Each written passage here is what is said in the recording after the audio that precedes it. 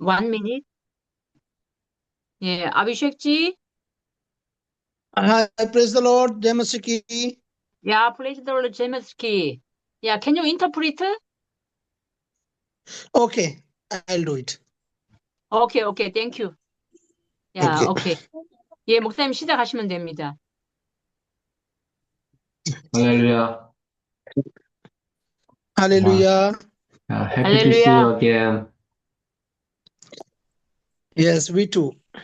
Yeah.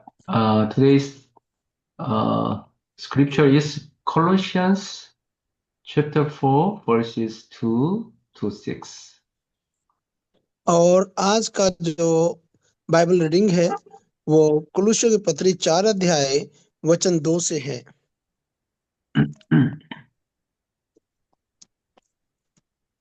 Okay. Pastor Abhishek,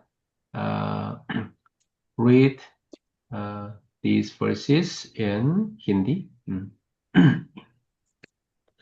और आइए हम इन वचनों को हिंदी में पढ़ेंगे। जिनके पास में बाइबल है वो अपनी बाइबल को खोले।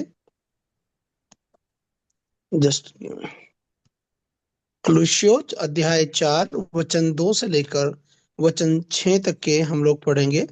कुलुस्सियों की पत्री अध्याय 4 वचन 2 से लेकर 6 तक इस प्रकार से लिखा है, प्रार्थना में लगे रहो और धन्यवाद के साथ उसमें जागृत रहो और इसके साथ ही साथ हमारे लिए भी प्रार्थना करो और कि परमेश्वर हमारे लिए वचन सुनाने का ऐसा द्वार खोल दे कि हम मसीह के उस भेद का वर्णन कर सके जिसके कारण मैं कैद हूँ और उसे ऐसा प्रकट करूं जैसा मुझे करना उचित है। अवसर को बहुमूल्य समझकर बाहर वालों के साथ बुद्धिमानी से बर्ताव करो। तुम्हारा वचन सदा अनुग्रह सहित और सलोना हो कि तुम्हें हर मनुष्य को उचित रीति से उत्तर देना आ जाए। आमीन। Amen. Yeah. Today's title is Personalization of Evangelism. और आज का जो शीर्षक है वो है कि हमें व्यक्तिगत रीति से सुसमाचार को कैसे बताना है। Last इनका तो अभी time कोई नहीं we है। have already shared personalization of gospel and prayer. और पिछले दिनों में हमने इस बात के ऊपर चर्चा किया था कि व्यक्तिगत रीति से हमें कैसे प्रार्थना करनी है और किस रीति से हमें सुसमाचार सुनाना चाहिए। I attended church diligently from the childhood. और पासवान इस प्रकार से कह रहे हैं कि उन्होंने बचपन से ही चर्च को लगातार चर्च में गए हैं। But honestly, at the time, the gospel wasn't clearly organized in my mind. तब भी जिस रीति से सुसमाचार मुझे चाहिए था उस रीति से मेरे जीवन में सुसमाचार नहीं आया था। The word of God was certainly full of grace, और परमेश्वर का जो वचन है वो पूरी रीति से अनुग्रह से भरा हुआ है। but I couldn't truly experience God through it. और परंतु वो परमेश्वर को उस रीति से अनुभव नहीं कर पाए थे। In my actual spiritual life, I felt powerless. और वो उन्होंने अपने आत्मिक जीवन में बहुत सी चीजों का अभाव महसूस किया। I didn't even know how to live properly. और उनको ये मालूम नहीं था कि वो उनको सामर्थ्य के साथ में कैसे आगे बढ़ना चाहिए। I just prayed what pastors told me to live for God's glory. और उन्होंने प्रार्थना किया और कहा पासवान ने कि आपको परमेश्वर की महिमा में आगे बढ़ना चाहिए। I had so many wounds in my mind, but I couldn't even recognize them much less be heard. और वो अपने जीवन में उस रीति से आगे नहीं बढ़ पा रहे थे जैसे उनको बढ़ना चाहिए था, क्योंकि जो वचन है वो सही रीति से समझ नहीं पा रहे थे। I just kept attending church because it seemed good. Sister Mamata, अपना फोन का माइक बंद कीजिए। सिस्टर ममता, सिस्टर ममता, आपके वॉइस बहुत ज्यादा आ रही है। Sister Grace, can you call Mamata? Okay. Yes. Yeah. Go on. I just kept attending church because it seemed good. और वो लगातार चर्च को अटेंड करते रहे। Uh, but when I was in college, I began receiving systematic training in the gospel. और जिस समय वो कॉलेज में गए तब उनको सुसमाचार को सही रीति से समझना उन्होंने शुरू किया। And everything became clear. ममता को फोन करना।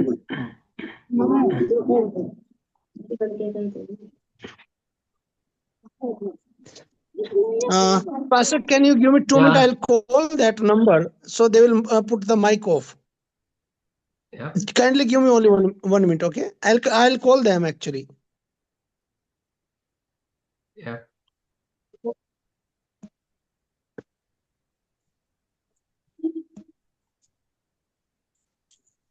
हेलो, अपने नंबर से फोन नंबर लिखो उनका। ममता,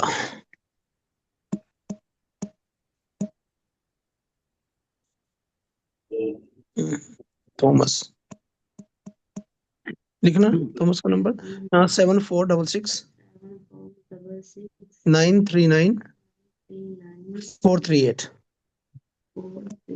8. Yeah, thank you. Yes, Muksanim, continue. All right. When I was in college, I began receiving training in the gospel and everything became clear. और जब वो अपने अध्ययन के लिए कॉलेज में थे तब उन्होंने भिन्न भिन्न प्रकार के अध्ययनों को किया और कई चीजों को उनको पूरी रीति से समझ में आया। Once the gospel was fully organized in my understanding, the answers to my past, present, and future became clear.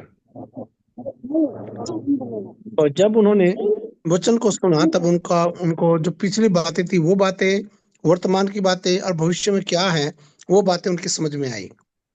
With the gospel providing the answers, I knew what my life was meant for. और जब उनको वचन की समझ में आई तब उनको मालूम हुआ कि वो किस रीति से अपने जीवन में आगे बढ़ रहे थे।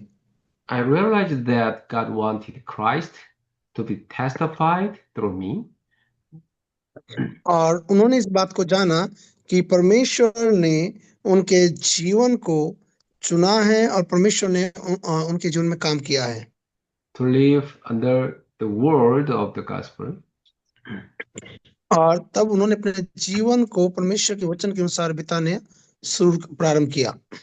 Once I discovered that mission and God's plan for me, even my past turned into gratitude. और जब उन्होंने अपने उस जीवन में उन बातों को देखा कि परमेश्वर ने किस प्रकार से उनके जीवन में काम किया है और परमेश्वर की क्या योजना उनके जीवन में है। So when I shared the word, I wasn't just trying to persuade people. और जब परमेश्वर ने उनके जीवन को छुआ तब उनको कई बातें समझ में आई। I was standing as a living witness of my healing. और वो जो उन्होंने सुना था वो उस सुनने के आधार पर गवाही के रूप में लोगों के सामने प्रस्तुत हुए। When I spoke about the Jesus I had met, people would cry and experience healing. जब उन्होंने बताया कि परमेश्वर ने कैसे उनके जीवन को बदला है और किस रीति से परमेश्वर ने उनके जीवन में काम किया है, तब लोगों ने उनके ऊपर बातें करना शुरू किया And they would realize it was the answer to their lives. और उन्होंने इस बात को कहा कि यह उनके जीवन का उत्तर था। Uh, from that point, I have experienced the power of the gospel. और तब मैंने उस समय से सुसमाचार की सामर्थ को महसूस किया। Yeah. From that point, they wanted to hear more of the gospel. और उस समय से उन्होंने वचन को ज्यादा सुनना चाहा। That's when I realized the gospel is truly amazing. और तब उनको ये मालूम हुआ कि वास्तव में जो सुसमाचार है वो अद्भुत है। That's when when it enters a person, it changes them. और जब सुसमाचार लोगों के जीवनों में जाता है, वो सुसमाचार उनके जीवनों को बदलता है। I was changed, and through my sharing, others were changed too. और जैसे सुनने के द्वारा मेरा जीवन परिवर्तित हुआ, वैसे ही मेरे सुनाने के द्वारा दूसरे लोगों का जीवन भी परिवर्तित हुआ। This was remarkable, not just one or two people, but continually changing people.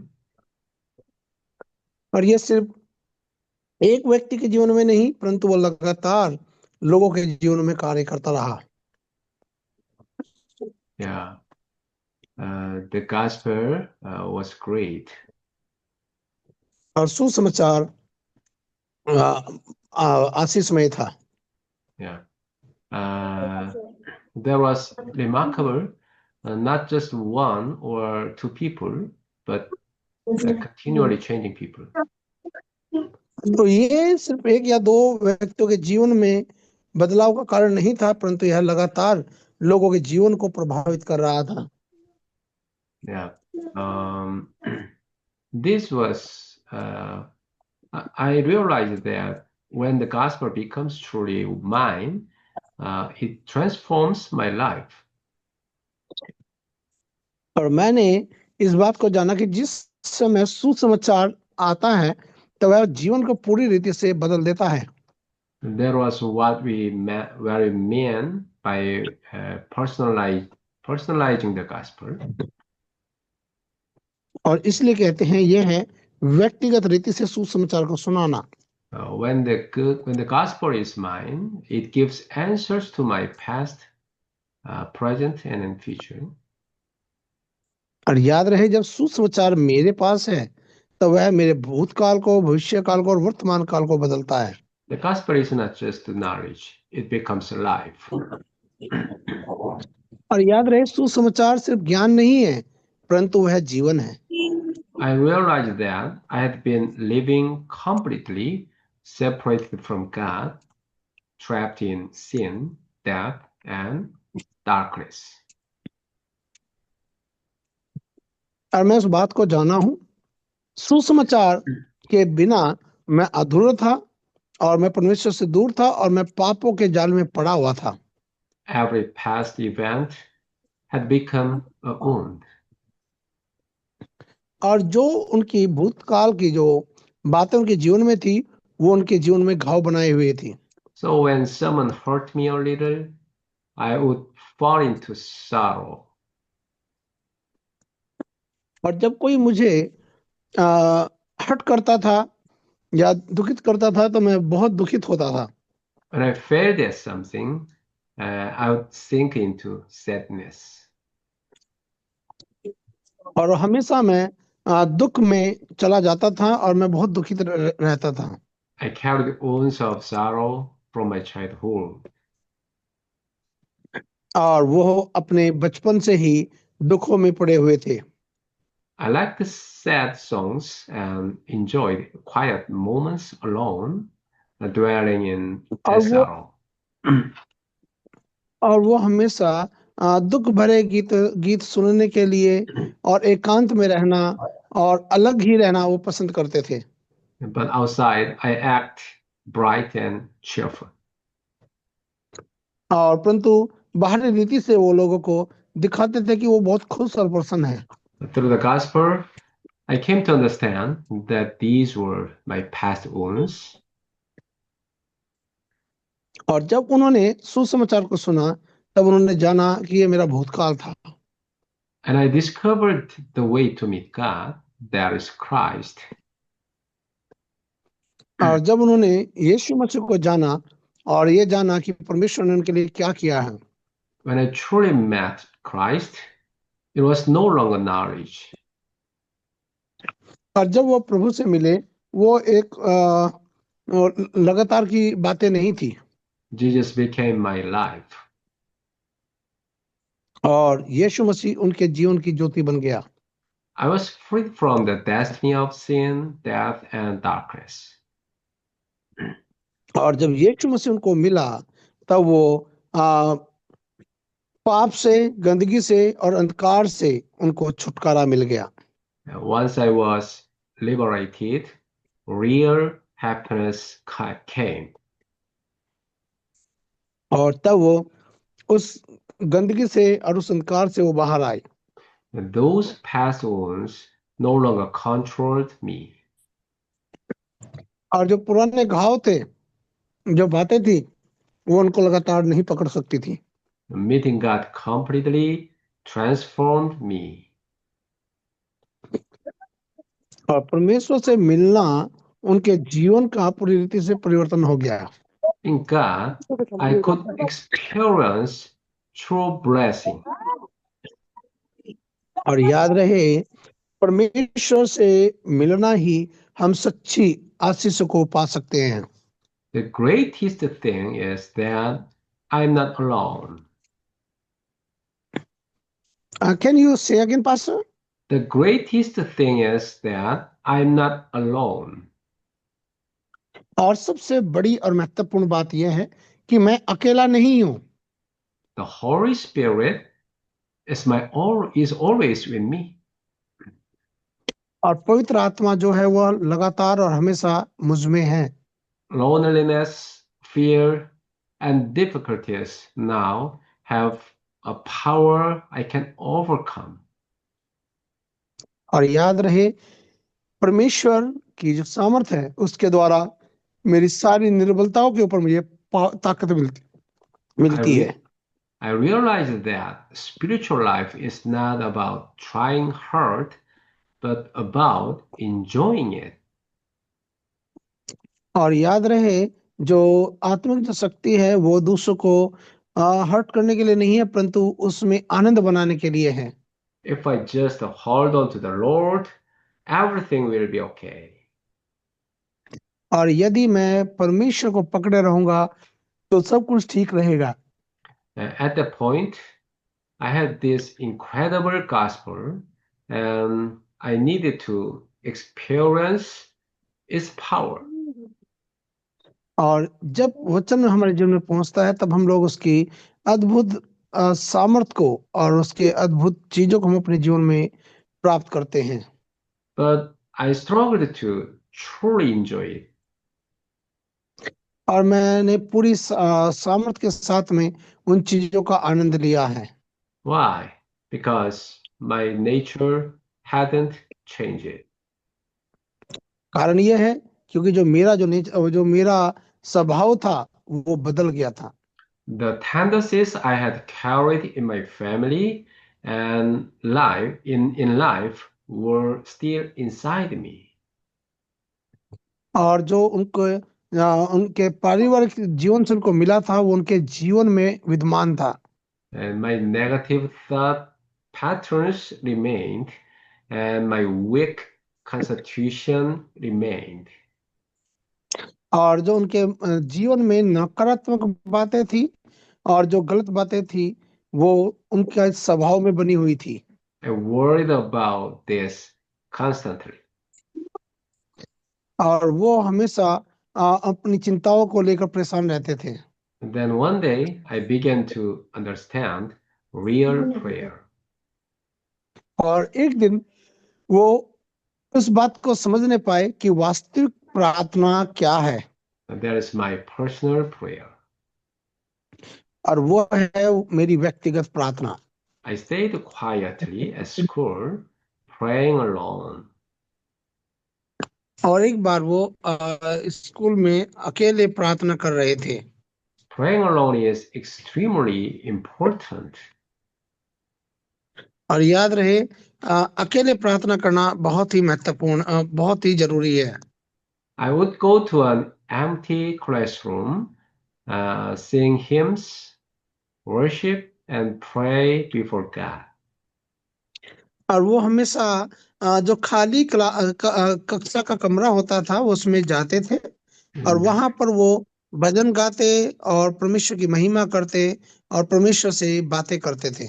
During this time, I cried a lot because of my inner nature. और इस दौरान में अपने स्वभाव के कारण जो उनके जीवन में था, वो अपने जीवन में बहुत बार परमेश्वर के सामने रोए। But in those quiet moments of prayer, I experienced real healing. और उस समय में वो अपने जीवन में जो वास्तविक चंगाई है उसको उन्होंने पाया। I realized that even though I understood the gospel, I had not experienced sufficient healing. जबकि उन्होंने सुसमाचार भी सुन लिया था, परंतु उन्होंने वास्तविक जो आत्मिक चंगाई है उसको उन्होंने नहीं ग्रहण किया था। But through one-on-one prayer with God, I was deeply healed. और जब उन्होंने व्यक्तिगत रीति से परमेश्वर के सम्मुख बैठकर प्रार्थना करना शुरू किया, तब वो परमेश्वर ने उन्हें चंगाई दिया। I began to understand myself. तब वह अपने आप को परमेश्वर में उन्होंने जानना शुरू किया। Why I kept failing, वो क्यों अपने जीवन में हमेशा हार रहे थे, why I kept stumbling, और वो क्यों अपने जीवन में डगमगा रहे थे, and how my past had shaped me. और कैसे उन्होंने अपने बीते हुए समय में अपने जीवन में किन बातों का सामना किया। Yeah. Looking at myself through the perspective of the gospel, everything made जब sense. और जब उन्होंने अपने आप को सुसमाचार के जरिए देखा, तब उनकी समझ में आया। Jesus said, "Forgive me." और उन्होंने कहा, मुझे क्षमा करे। I also needed to forgive myself. और मुझे जरूरत है कि मैं अपने आप को क्षमा करूं। But I realized I had not been forgiving myself, तब उन्होंने अपने आप में ये महसूस किया कि मैंने अपने आप को कभी माफ नहीं किया था, and that had been pressing me down. और ये अभी भी उनके जीवन पर प्रभाव बनाए हुए था। Through the cross of Jesus, I confirmed that I was forgiven. और यीशु मसीह के क्रूस के द्वारा वे इस बात को जान पाए कि उनके पाप क्षमा हो गए। And finally, I could understand and forgive myself. और जब वो इन बातों को समझे और इस बात को उन्होंने सुनिश्चित किया कि वह क्षमा किए गए हैं। And you need to bless yourself as well. और आपको अपने आप को आशीषित करना है। You are a child of God. आप परमेश्वर के बच्चे हैं। You are someone God has prepared. Can you say again pastor? Yeah, you are someone God has prepared. और परमेश्वर ने आपके लिए जो सरमन वो तैयार किया है। Even if you stumble, it's okay. यदि आप डगमगा जाते हैं तो कोई बात नहीं। God knows and you can rise again. परमेश्वर जानता है कि आप दोबारा फिर उठ सकते हैं। You begin to love yourself and this leads to deep healing. और जब आप अपने आप को आशीषित करते हैं तो वह आपको अंदरूनी रीति से आशीषित करता है, चंगाई देता है। Why do we pray alone? हमें क्यों अकेले में प्रार्थना करना है व्यक्तिगत रीति से? I experienced true happiness through prayer. और उन्होंने जो सच्ची खुशी है वो प्रार्थना के द्वारा पाई है। When I couldn't pray, I was honestly tormented. और जब उन्होंने में अपने आप में जब उन्होंने प्रार्थना नहीं किया था, Even though I went around evangelizing and delivering messages, I was struggling eternally. Internally. और जब वो चारों तरफ जाके सुसमाचार बता रहे थे, लोगों को समझा रहे थे और लोगों के बीच में जा रहे थे, तब भी वो अपने जीवन में समस्याओं का सामना कर रहे थे। Yeah, but when I could pray, I realized the happiness that comes from prayer. और जब उन्होंने इस बात को जान लिया कि जो खुशी है वो प्रार्थना के द्वारा हमें मिलती है। Prayer allows you to walk with the Lord and gives you victory in spiritual battles. और प्रार्थना है जो आपको मदद करती है कि आप हर एक बातों के ऊपर विजय प्राप्त कर सके। That's why prayer is essential. इसलिए जो प्रार्थना है वो बहुत ही महत्वपूर्ण है। Without prayer, I'm not happy. और प्रार्थना के बिना आप खुश नहीं रह सकते हैं। We have Jesus Christ, but we need to enjoy the blessing in prayer. और याद रहे कि आप बिना प्रार्थनाओं के आप आशीष से नहीं पा सकते हैं। I suffered from anxiety and obsessive tendencies since childhood. और उन्होंने अपने जीवन में बहुत सी बीमारियों का सामना किया। And when I couldn't pray, these issues worsened. और जब वो प्रार्थना नहीं किया उन चीजों के लिए, तब ये उनके जीवन में समस्याएं लगातार बढ़ती रही। My mind felt heavy. और उनका जो दिमाग था वो थोड़ा सा भारी रहने लगा। But when I began to internalize the gospel through prayer, it became healing. और जब उन्होंने सुसमाचार के द्वारा प्रार्थना करना शुरू किया, सुसमाचार को समझते हुए, तब उनको आत्मिक चंगाई मिली। So prayer must become a daily practice in life. और इसलिए जरूरत है कि जो प्रार्थना है वो प्रतिदिन की हमारी दिनचर्या में आना चाहिए। Here's what I do. और ये है जो मैं करता हूँ। Prayer has become part of my daily routine. और प्रार्थना जो है वो मेरे प्रतिदिन की दिनचर्या का भाग है। Just like breathing, prayer becomes spiritual breathing. और याद रहे कि जो प्रार्थना है वो लगातार मेरे जीवन की रोटी बनी हुई है। सिस्टर ममता, आपकी बहुत आवाज आ रही है, क्या अपना माइक बंद करेंगे आप? Okay, sorry pastor ji. Okay, thank you. Each breath becomes prayer. Can you say again pastor? Each breath becomes prayer. और जो उनकी हर एक सांस थी वो प्रार्थना में बदल गई। Each moment of life connected to God through prayer makes it continuous. और ये वो समय है जो लगातार प्रार्थना के साथ परमेश्वर से हमें जोड़ता है और परमेश्वर के साथ हमें मिलाप कराता है। That's the 24/7 state of prayer. और ये 24 पहर प्रार्थना का एक क्रिया है। Prayer isn't occasional, it's a lifestyle. और ये हमारे जीवन का भाग होना चाहिए। Just like someone who experiences consistently is truly fit, not someone who exercises sporadically. Prayer must be continuous. याद रहे, ये एक एक्सरसाइज नहीं होना है, परंतु ये प्रतिदिन की क्रिया का एक भाग होना चाहिए कि ये मेरे प्रतिदिन जीवन जीने की शैली का एक भाग है। You must converse with the Lord 24/7. और याद रहे आपको जो 24 पहर परमेश्वर के साथ में बना रहना है।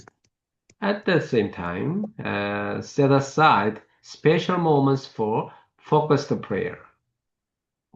और इसलिए जरूरी है कि आप प्रार्थना के ऊपर अपना केंद्र बनाए रखें। For deep prayer, I make sure to find time alone every day. और इसलिए प्रार्थना में समय बिताने के लिए जरूरी है कि आप अपने आप को केंद्रित रखें और अपने ध्यान को परमेश्वर के साथ बनाएं। If I am around people, I seek out quiet spaces to pray. और यदि वो लोगों के बीचों में भी हैं तभी वो देखते हैं कि वो कहाँ से अपने समय को निकाल सकते हैं। Even if people are talking at a cafe for hours, I step away and pray alone. और यदि वो कहीं पर भी है तो वो बाहर जाते हैं और वो अकेले में प्रार्थना करना शुरू करते हैं। That's how I gain strength and truly make prayer part of my life. और यही वो समय होता है जो उनको सामर्थ्य देता है और वो परमेश्वर के साथ अपने आप को सामर्थ्य पाते हैं। Which prayer is the best model? और कौन सी प्रार्थना आपके लिए सबसे अच्छी है? The prayer Jesus taught us. प्रार्थना जो यीशु मसीह ने हमें सिखाई है, The Lord Prayer. परमेश्वर की प्रभु की प्रार्थना। Jesus said to his disciples, pray like this. और इसलिए यीशु ने अपने चेलों को सिखाया कि तुम्हें कैसे प्रार्थना करनी है। Yeah, that is the Lord's Prayer. और वो है प्रभु की प्रार्थना। I meditate on it continually, reflecting on each phrase. और वो लगातार उन बातों के ऊपर ध्यान देते हैं। This practice is excellent, especially before sleep. और ये सोने से पहले आपके लिए बहुत अच्छी है। When the prayer becomes your own, healing occurs. और जब आप अपनी प्रार्थना करते हैं तो वह आपको अजीब लगती है। Once my gospel was fully organized, the answers to my past, present, and future became clear. और जब आपका जो सुसमाचार है जब आपको समझ में आ जाता है तो वह आपके भूतकाल को, भविष्य काल को और वर्तमान काल को क्लियर दृष्टि से दिखाता है कि आप परमेश्वर में क्या हैं। Then my true mission became obvious. My evangelism. और तब क्या होता है कि जो मेरा जो सुसमाचार का जो उद्देश्य है वो मेरे सामने पूरी रीति से क्लियर हो जाता है। Just as Paul had his evangelism, Peter had his, Joseph had his. और जैसे हम देखते हैं कि पौल का अपना एक जीवन का उद्देश्य था सुसमाचार सुनाने का, और यूसुफ का अपना एक उद्देश्य था सुसमाचार को फैलाने का, और पतरस का अपना एक उद्देश्य था सुसमाचार को फैलाने का। So must we find our own. इसलिए जरूरत है कि हमें भी अपने आप को इन बातों को जांचना है और जानना है। This is what we call personalization of evangelism. और यही है कि हमारा व्यक्तिगत जो सुसमाचार है वो क्या है। Everyone must discover their own mission. इसलिए जरूरत है कि हर एक व्यक्ति अपने जीवन के उद्देश्य को जाने। For example, a doctor has evangelism as a doctor. याद रहे जो डॉक्टर है उनको अपना एक सुसमाचार का तरीका है कि वो डॉक्टर होते हुए कैसे उस बात को बता सकते हैं। Now, a pastor has evangelism as a pastor. और पासवान के पास में उनका सुसमाचार सुनाने का एक तरीका है कि वो कैसे पासवान के रूप में एक सुसमाचार को लेकर चलते हैं। A layperson has evangelism as a lay person. और हर एक व्यक्ति का अपना एक व्यक्तिगत सुसमाचार सुनाने का एक नजरिया है।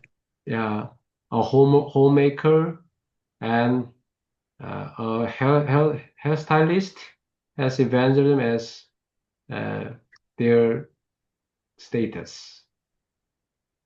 और जो घर बनाने वाले लोग होते हैं या बाल काटने वाले नाई होते हैं, उनका अपने स्तर के अनुसार पे उनका सुसमाचार सुनाने का एक अपना तरीका है। Yeah, you must find your own. इसलिए आपको भी जरूरत है कि आप अपने स्तर के अनुसार में अपने सुसमाचार को सुनाने का माध्यम देखें। It's difficult to do someone else. और ये हमेशा मुश्किल होता है जब हम दूसरों की नकल करते हैं। Find yours. आपको अपना आपके द्वारा उन चीजों को देखना है। So, today's scripture, Colossians chapter 4, verses 2 to 6, provides guidance. और इसलिए जब आज हम पढ़ते हैं कुलिस्सियों की पत्री 4 अध्याय वचन 2 से 6 तक के, वह हमें एक तरीका बताते हैं कि हमें किस रीति से सुसमाचार को सुनाने का तरीका ढूंढना चाहिए। Verse 2 says, continue steadfastly in prayer, being watchful in it with thanksgiving. और उसमें लिखा है कि हमें लगातार प्रार्थना के साथ में, धन्यवाद के साथ में इन बातों में आगे बढ़ना है।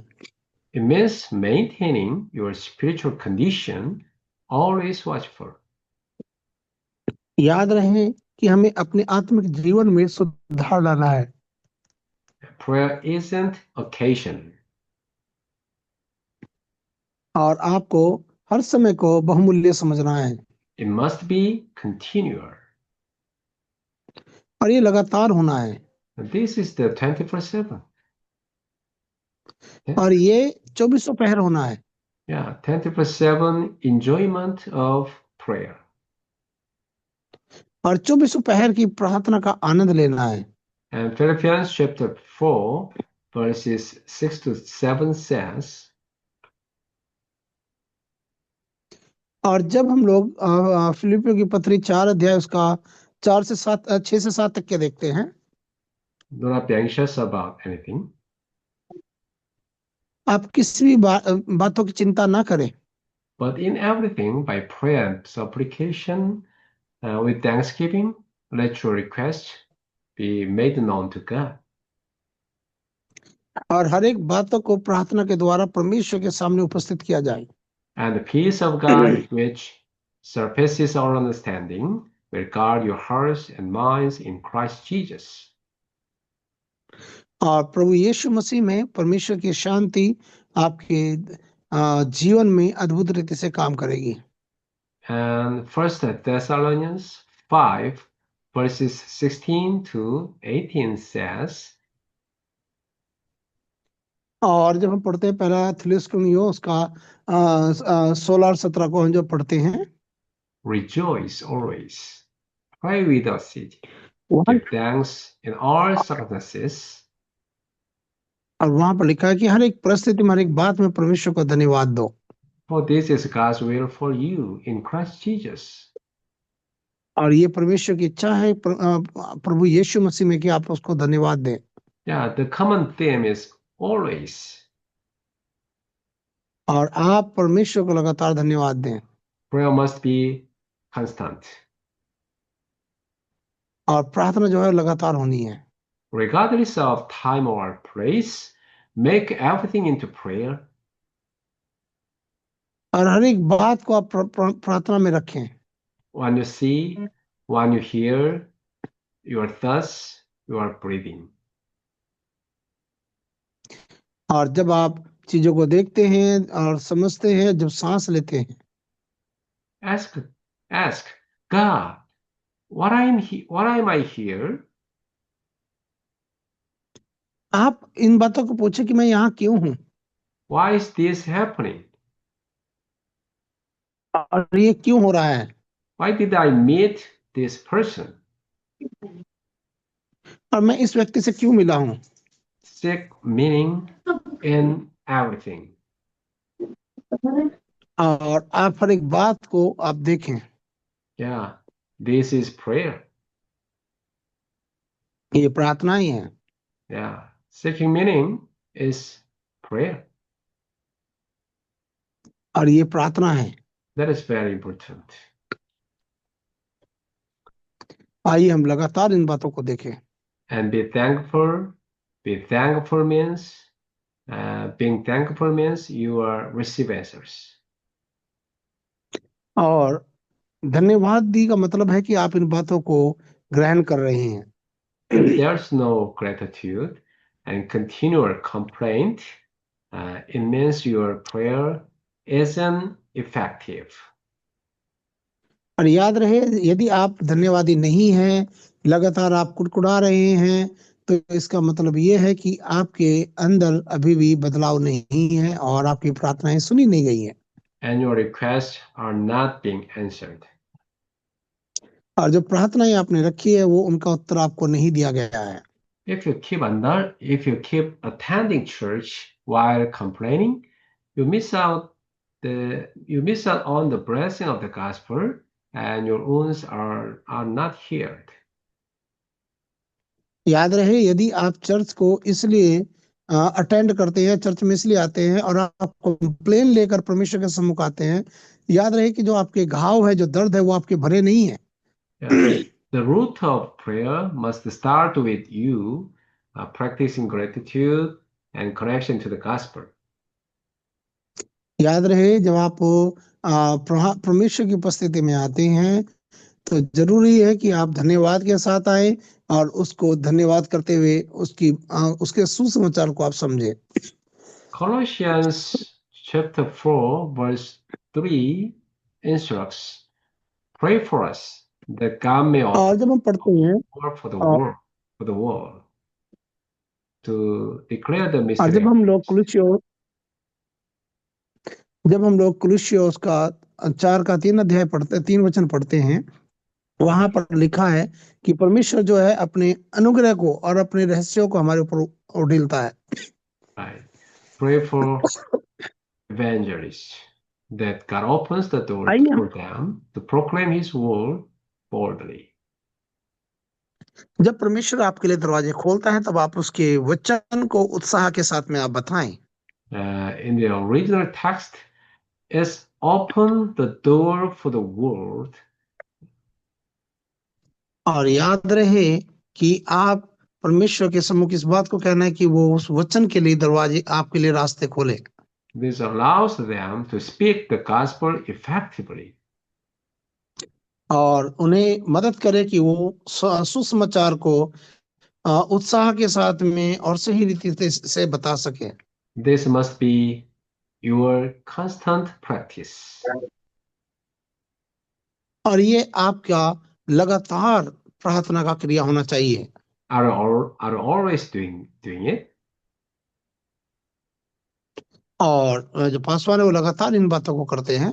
If not, your spiritual state is asleep.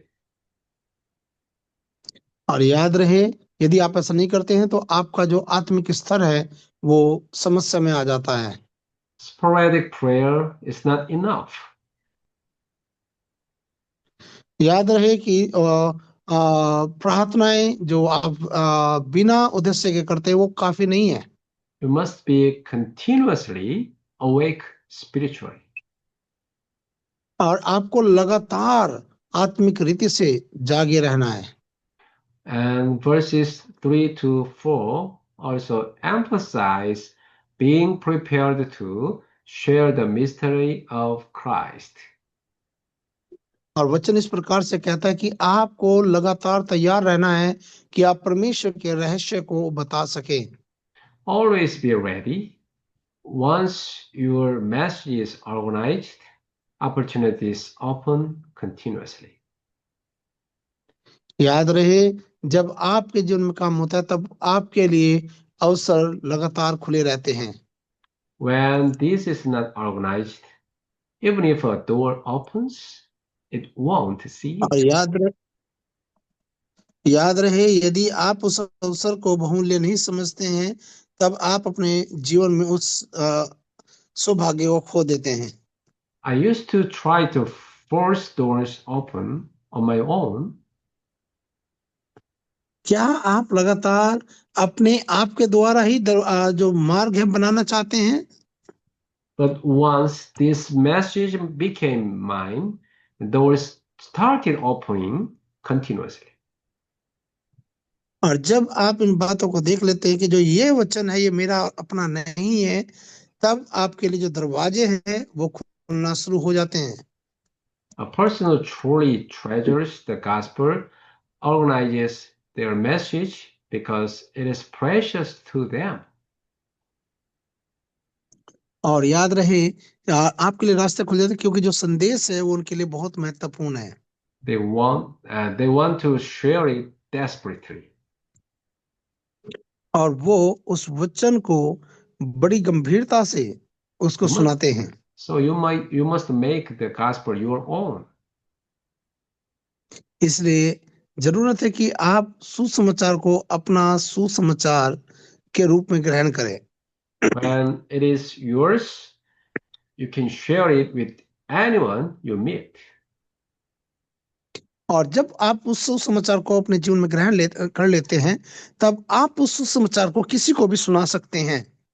What was the original state of humanity? और मानवता का जो अपना व्यक्तित्व क्या है? Genesis chapter 1, verse 27 says, humans were created in the image of God. और जब हम पढ़ते हैं उत्पत्ति 1 का 26 और 27 में लिखा है कि परमेश्वर ने मनुष्य को अपनी समानता और अपने स्वरूप में बनाया है। We were given the blessing to rule and subdue the world. और परमेश्वर ने मनुष्य को हर एक चीज के ऊपर अधिकार रखने के लिए बनाया है। In Genesis chapter 2, verse 7, God breathed life into us, giving us the life He created. और जब हम पढ़ते हैं आगे उत्पत्ति में लिखा है कि परमेश्वर ने अपनी सांसों को हमारे अंदर फूंक दिया। Verses 15 to 17 describe the covenant as God's children. और परमेश्वर ने हमें वाचा दिया कि वो अपने बच्चों के रूप में कैसे अपनी वाचा को देता है। So humans were originally in the highest, most blessed state. और हम ये देखते हैं कि जो मनुष्य है वो एक बहुत ही आशीषमय प्राणी है। This was happiness. This was rest. और ये वो चीजें थी जो हो रही थी और ये था जो उनके जीवन में होना था। Humanity was in a kingly position, ruling on God's behalf. और परमेश्वर का जो सामर्थ है जो मनुष्य के द्वारा प्रभुता कर रहा था। But we fell. Genesis chapter 3 shows that humanity was cut off from God. और जब हम देखते हैं जो उत्पत्ति में कि परमेश्वर की उपस्थिति मनुष्य से अलग हो गई थी। The Bible calls separation from God death. और बाइबल हमें बताती है परमेश्वर से अलग होना ही मृत्यु है। And Romans chapter 3 verse 23 calls it sin, disobedience and turning away from God. और हम ये देखते हैं रोमियो के 3 के 23 में भी कि पाप की मृत्यु मजदूरी मृत्यु है और वो परमेश्वर से हमें अलग करती है। And John chapter 8 verse 44 describes being deceived by Satan, becoming children of the devil.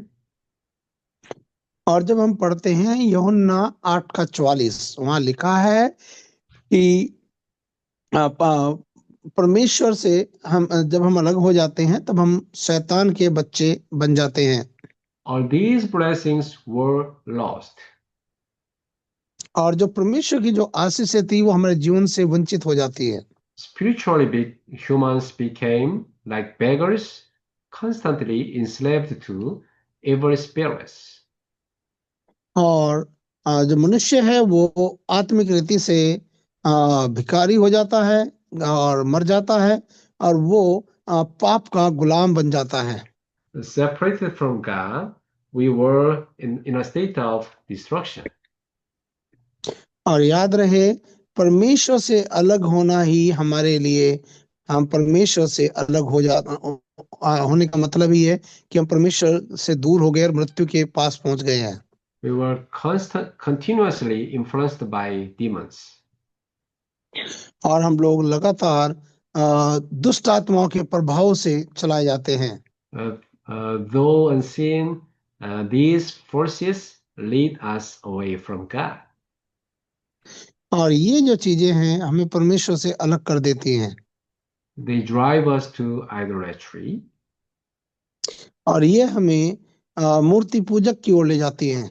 In the past, idols were created and worshipped differently. और हम ये देखते हैं कि जो वो अलग अलग प्रकार की मूर्ति पूजक में पड़ जाते हैं और अलग रीति से वो आराधना करना शुरू कर देते हैं।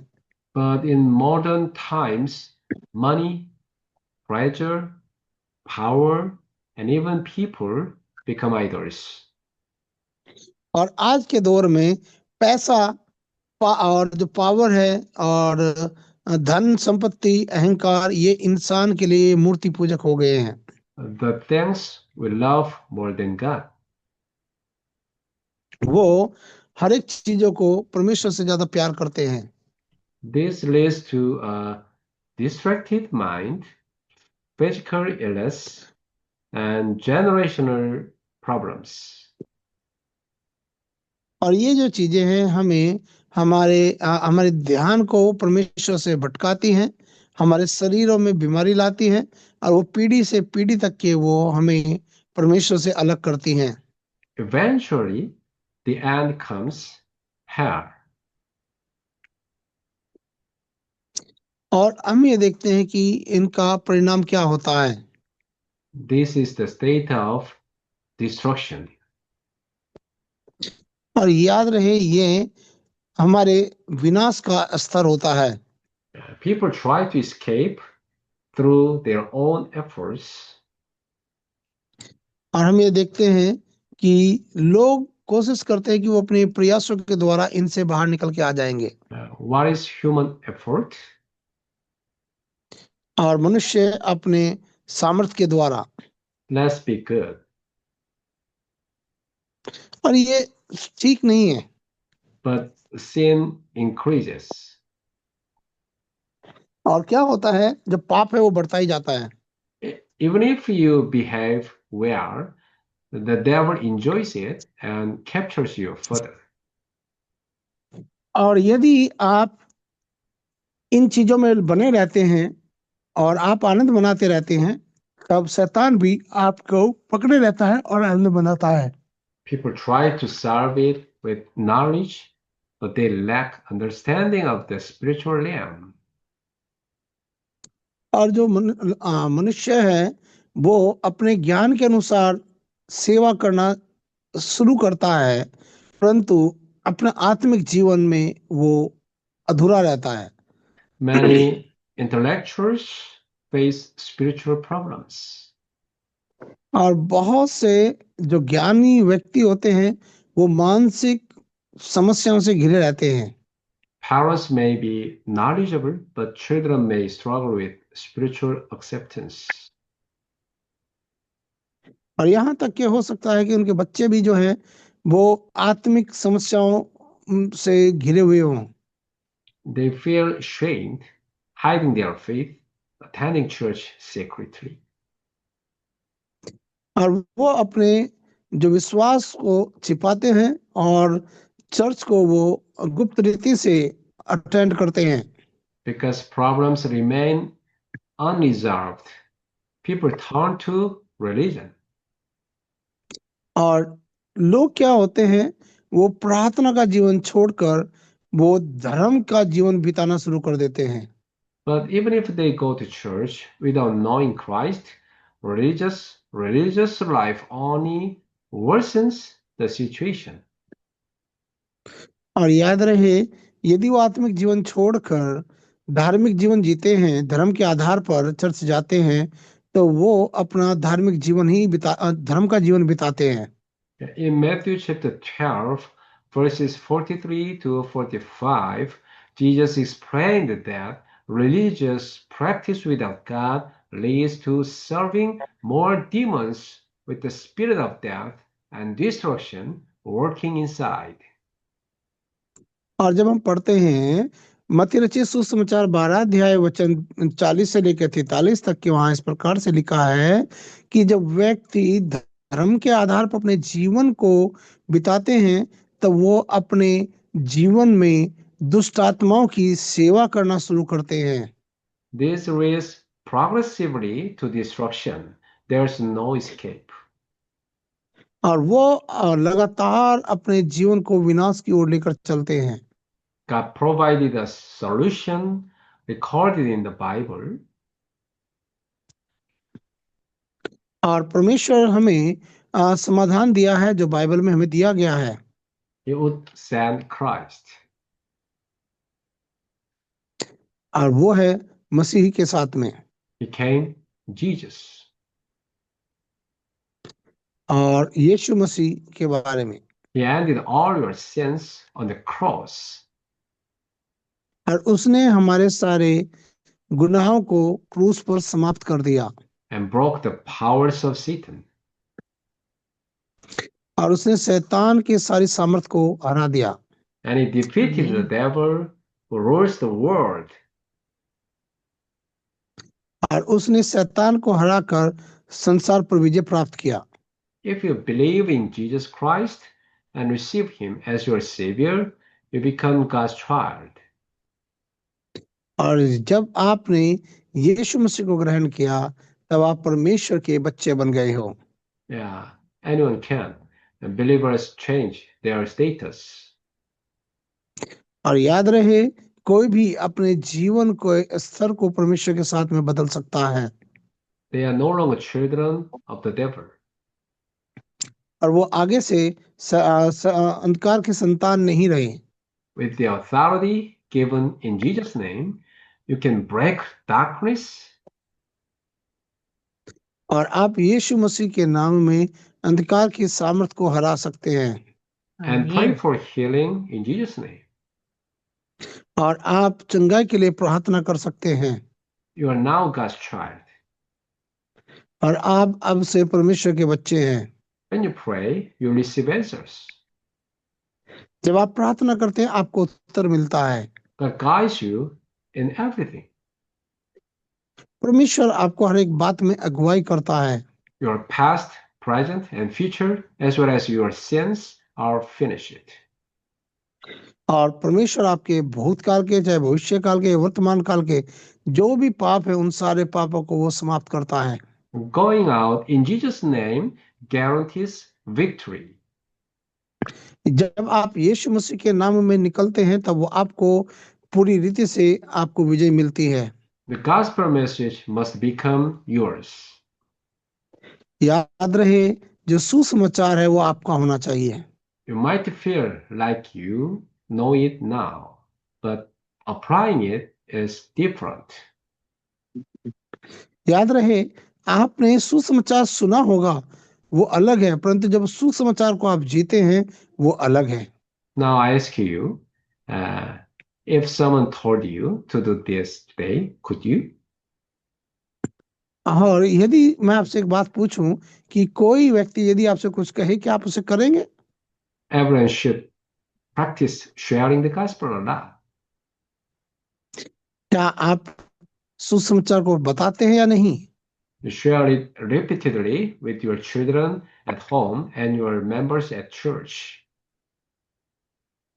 याद रहे, आप अपने बच्चों के साथ में सुसमाचार को बता रहे हैं, लोगों के साथ में बता रहे हैं, अपनी कलीसिया के साथ में सुसमाचार को आप साझा कर रहे हैं। And make your members to do it every day. और आप अपने लोगों को इन बातों को प्रतिदिन याद करने के लिए कहें। Eventually, it becomes yours. याद रहे, जो सुसमाचार है वो आपके लिए हो जाए। You must share this gospel message with hundreds of people. और आपको इस सुसमाचार को अपने लोगों को बताना है। Always be prepared. हमेशा आप अपने आप को तैयार रखें। Wherever you Amen. go, there will be people who need to hear it. और आप जहां भी जाएं, वो लोग इस वचन को सुने। They could be anywhere, even at home. They will come to you if you are ready. और याद रहे, वो कहीं पर भी हो या आप अपने घर पे हो, जब आप तैयार है वो आपको आकर कहीं पर भी मिलेंगे। From now on, you must make wise choices and learn through concentration. और आप लगातार ध्यानपूर्वक उन बातों को सुनते रहें। Yeah, Scripture tells us be wise in the way you act toward outsiders. याद रहे, वचन बताता है कि आपको सावधान रहना है उन बातों में जब आप बाहर के लोगों के साथ में बातचीत करते हैं। Make the most of every opportunity. और आप हर एक अवसर को बहुमूल्य समझें। Outsiders are the people of the world. और याद रहे, बाहर के लोग संसारिक लोग हैं। The Bible warns us not to waste precious time on meaningless things. और याद रहे कि आप उन बातों को सही रीति से समझना है। Time is valuable. याद रहे, आपको इस बात को कहना है कि आप उसके अनुयायी हैं And it must be used for the sake of the gospel. और आपको सुसमाचार के लिए इन चीजों को करना है। Therefore, we need focused and limited concentration. इसलिए हमें जरूरत है कि हम उन बातों के ऊपर अपने ध्यान को केंद्रित रखें और अपने ध्यान को सुसमाचार की ओर लगाएं। Each of you must discover your own, the one thing God is calling you to devote yourself to. और जरूरी है कि आप अपने आप को परमेश्वर के प्रति समर्पित रखें और परमेश्वर में आप अपने आप को मजबूत रखें। I have already decided my only focus is the gospel movement. और पासवान जी का कहना है कि उन्होंने अपने जीवन का जो केंद्र बनाया है वो सुसमाचार को बनाया हुआ है। I meet people related to this work, receive training for this purpose. और उन्होंने इन बातों को देखा है कि किस रीति से जिन लोगों से वो मिलते हैं वो कैसे इस सुसमाचार को ले सकते हैं। And pour out my sweat, tears, resources, and all my time into it. और पासवान अपने आंसुओं को, अपनी प्रार्थनाओं को, अपने सामर्थ को और अपने हर एक बल को इन चीजों के लिए वो लगा देते हैं। When we live this way, answers will surely come. और याद रहे, जब आप इस रीति से अपने जीवन को जीते हैं तब आपके पास में परमेश्वर का उत्तर पहुंचता है। And when answers come, we practice selected concentration. और जब आपको उत्तर मिलता है तब आप क्या अपने जीवन में केंद्रपूर्ण बातों को लेकर चलते हैं। Then we begin to clearly see the path God is leading us on. और तब आप देखते हैं कि परमेश्वर आपको किस राह पर लेकर चल रहा है। And this is uniqueness. और यही है उस बात की विशेषता। God's unique answer for our lives. और परमेश्वर का अद्भुत जो रिश्ता है और जो उसका कार्य है वो हमारे जीवन में होता है। After that comes oneness concentration. और उसके बाद आता है आपका एक तरफ ध्यान केंद्रित होना। Doing all things together, and finally recreation, saving and restoring others. और पूरी रीति से जो भी आप काम करते हैं वो ये है कि आप दूसरों के जीवनों को बनाते हैं। And this is the focus we must hold. और ये हमारा केंद्र होना चाहिए जिसे हमें पकड़े रहना है। Now, how should we speak? और अब यह है कि हमें कैसे बातें करना चाहिए। Scripture says, let your conversation be always full of grace, seasoned with salt. और वचन बताता है कि आपके सारी जो बातें हैं वो बहुत ही धैर्यपूर्ण और लोगों को तसल्लीपूर्ण होना चाहिए। When food is delicious, we want to eat it again. और मैं चाहूंगा कि आप दोबारा पढ़ सकते हैं। In the same way, there are words that people want to hear again. और कुछ बातें हैं जो लोग दोबारा सुनना चाहते हैं। Become a person who speaks such words. और वो ऐसे बातों को बार बार सुनना पसंद करते हैं। Then people in your workplace, in your region, will come to you and say, I want to hear more of what you shared last time. और लोग आपके पास आकर बोलते हैं जो आपने पिछले दिनों में बात बताई थी, जो शेयर किया था, कि आप उन बातों को आप दोबारा बताएंगे हमें। Continue to speak the gospel, and lives will आप be revived. और आप लगातार वचन को बोले और परमेश्वर आपके जीवन में परिवर्तन लेकर आता है। First, we must receive grace and gain spiritual पहला strength. पहला आपको जरूरत है कि आप परमेश्वर के वचन को ग्रहण करें। Bible says, be strong in the grace that is in Christ Jesus. आप परमेश्वर के वचन में मजबूत बने And also be strong in the Lord and in his mighty power. और आप परमेश्वर के सामर्थ्य में बलवंत हो जाएं। Jesus taught that a tree is known by its fruit. और परमेश्वर ने बताया कि एक पेड़ को उसके फलों के द्वारा पहचाना जाता है। In the same way, a heart is known by its words. और इसलिए जरूरत है कि आपके वचनों के द्वारा जाने जाएं। Our speech flows out of our inner and spiritual condition. याद रहे, जो हमारी आत्मिक परिस्थिति है, जो हमारी शारीरिक परिस्थिति, वो जानना जरूरी है। Therefore, our hearts must be filled with the Holy Spirit and with the Word of God. इसलिए जरूरत है कि हमारा जो जीवन है वो पवित्र आत्मा से परिपूर्ण होना है और उसके वचन से भरा हुआ होना चाहिए। Then we will naturally speak words that save, heal, and strengthen others. और हमें उन वचनों को जानना है जो लोगों के जीवनों को बदलता है। Do this always. और इसलिए आप इन बातों पे हमेशा ध्यान रखें। Now, let's move on to conclusion. और आइए हम लोग समापन की ओर चले। What must you find through today's message? और आइए हम लोग आज के संदेश के द्वारा इन बातों को देखें। You must find your personal evangelist. आपको जरूरत है कि आप व्यक्तिगत सुसमाचार को जानें। How will you deliver the gospel? और आप किस रीति से सुसमाचार को बताएंगे। Prepare the life of an evangelist completely. और आप किस रीति से एक सुसमाचार प्रचारक के रूप में अपने जीवन को बिताते हैं। First of all, you need an answer about yourself, about your past, present, and future. पहला है कि आपको आपका अपना जवाब चाहिए, आपके भूतकाल के बारे में, वर्तमान काल के बारे में और भविष्य के बारे में।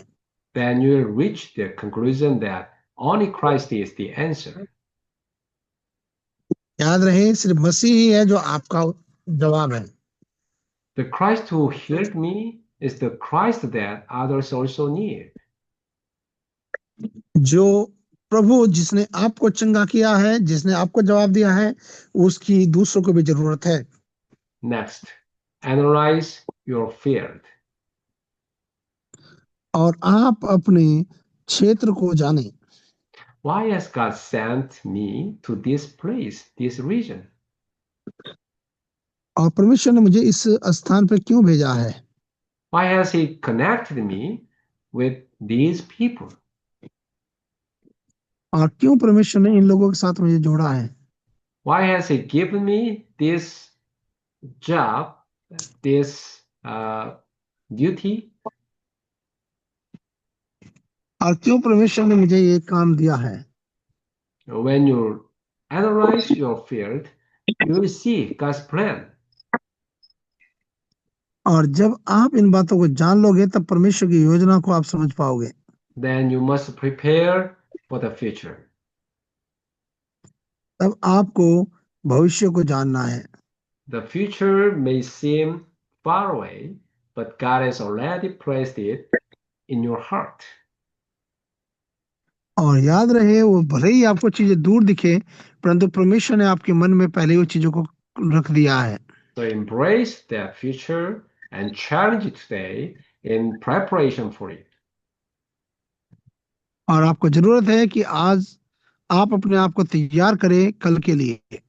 This is the evangelism you are to live out your whole life. और ये वो सुसमाचार है जिसे आपको पूरे जीवन भर जीना है। There are things you must always prepare. और ये चीजें हैं जो आपको तैयार करनी है। Hold on to the word of God gives you each day. और आप उस वचन को पकड़े रहे जो वचन परमेश्वर आपको प्रतिदिन देता है। Even one verse or one word is enough. याद रहे, एक ही वचन हो वो भी काफी है। Find the evangelism you are to do today. और आपको ये पांचों सुसमाचार के तरीकों को अपने जीवन में लागू करना है। If you pray for them, the method will be shown to you. और यदि आप प्रार्थना करते हैं तो आपको ये जो विधि है वो आपको समझ में आएगी। Hold this as your daily mission. आप इसे प्रतिदिन थामे कि आपके आज का कार्य है। Also in ordinary life, practice scheduled evangelism. और आपको प्रतिदिन अपने उन कार्य को अपने जीवन में लागू करना है। Whenever you meet someone or go somewhere, think with the heart of an evangelist. और जब आप किसी से मिलते हैं तब आपको ये सोचना है कि आपका जो दिल है वो एक सुसमाचार प्रचारक का दिल है। Because you are an evangelist, God's plan is hidden within your schedule. और याद रहे, आप एक सुसमाचार प्रचारक हैं, इसलिए परमेश्वर का जो योजना है वो आपके दिनचर्या में जुड़ा हुआ है। In the field, build your own evangelism system. और आप अपने उस क्षेत्र में उस सुसमाचार को लागू करें। Raising disciples one by one at home. This is mission home. और आप एक एक करके उन सुसमाचार प्रचारकों को आप तैयार करें। Saving people one by one at work. This is specialized church. और आप एक एक करके लोगों को आप तैयार करें। Gaining skills to meet people, giving answers through counseling, and doing team ministry. और आप उन बातों को देखते हुए उन बातों को आप लोगों के बीच में साझा करें। There is the blessing of meeting God prepared. और याद रहे, ये वो आशीष का पल है जो परमेश्वर ने आपके लिए तैयार किया है। Create one place in your field for evangelism. और आप अपने मिशन क्षेत्र में सुसमाचार को बढ़ाएं। It may be over a simple meal or a cup of coffee, tea, but the purpose is evangelism. That is the Mark's upper room. We call that darakbang. और हम इसी को मरकुस की ऊपरी कोठरी का सुसमाचार कहते हैं। आपके पास में जो भी अपॉर्चुनिटी आपको मिलती है, चाहे वो चाय पे हो, कॉफी पे हो या खाने के टाइम पे है, आप उसको अवसर जाने। Pray for a gathering of disciples who can save one region. This is regional church.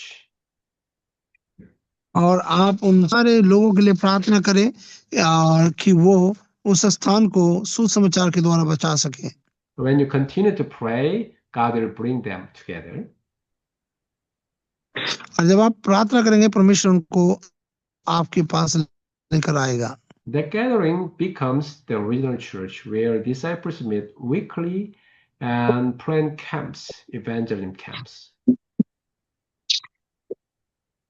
और हम उन स्थान को देख सकते हैं जहां पर सुसमाचारक सप्ताह में या अलग अलग रीति से प्रार्थना के लिए इकट्ठा हुए। This is what a witness must carry.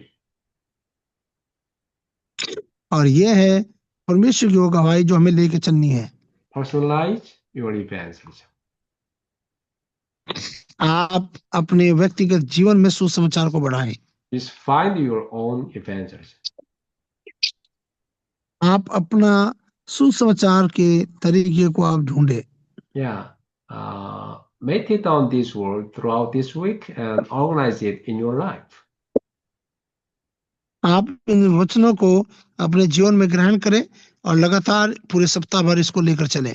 From that day on, answers will begin to come. और याद रहे उसी समय से जो उत्तर है वो आपको मिलना शुरू हो जाएगा। I pray that you will be victorious.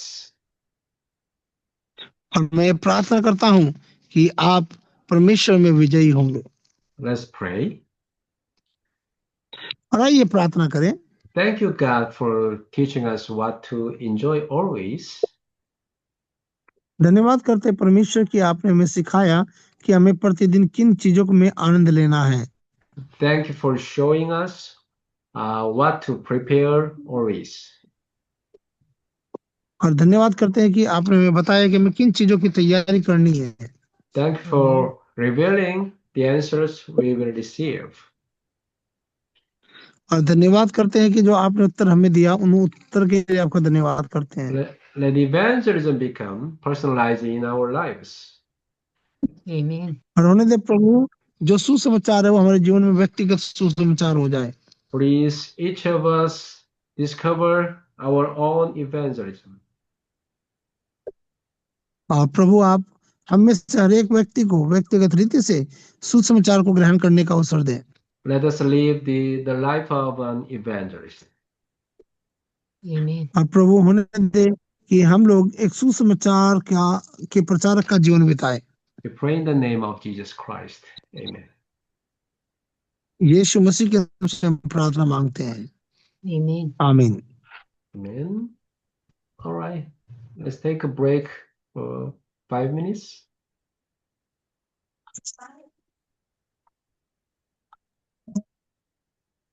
और आइए ये समय हम एक ब्रेक का लेंगे और ब्रेक के बाद में फिर दोबारा से मिलेंगे। Yeah, let's have only 5 minutes break. Abhishek, Okay, is it okay. okay? Yes.